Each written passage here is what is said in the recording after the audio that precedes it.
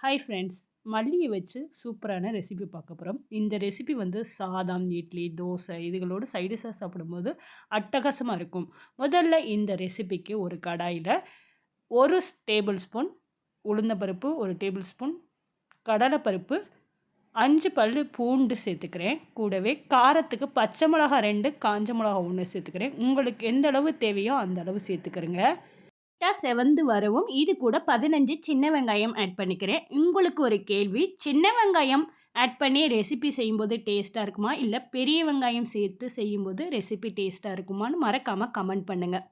2 நிமிஷம் வதங்கினதுக்கப்புறம் இது கூட 1/4 கப் தேங்காய் சேர்த்துக்கிறேன். துருவலா வேணாலும் சேர்த்துக்கலாம். கொஞ்சமா புளி சேர்த்துட்டு சூடேறவும் ஸ்டவ்வ ஆஃப் பண்ணிட்டு எடுத்து வச்சுக்கிறங்க. அதே கடாயில கொஞ்சமா ஆயில் சேர்த்துட்டு 1 கட்டு மல்லி கட்டை க்ளீன் பண்ணிட்டு குட்டி குட்டியா கட் பண்ணி தண்டுகளோட சேர்த்துக்கிறங்க.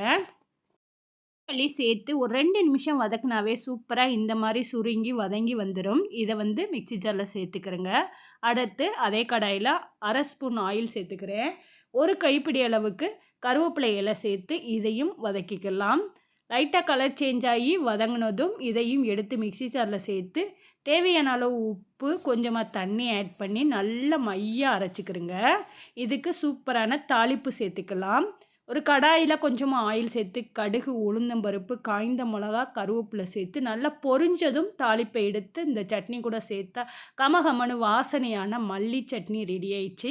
இது சாதத்துடன் நெய் போட்டு சாப்பிடவும் சூப்பரா இருக்கும். இட்லி, தோசைக்கு சைட் டிஷ்ஷா சாப்பிடும்போதும் அருமையா இருக்கும். இதே போல நீங்களும் ட்ரை பண்ணுங்க. நித்திலம் சேனலுக்கு தொடர்ந்து சப்போர்ட் பண்ணுங்க. இந்த வீடியோ பிடிச்சிருந்தா லைக் கொடுங்க. தேங்க் யூ ஃபார் வாட்சிங்.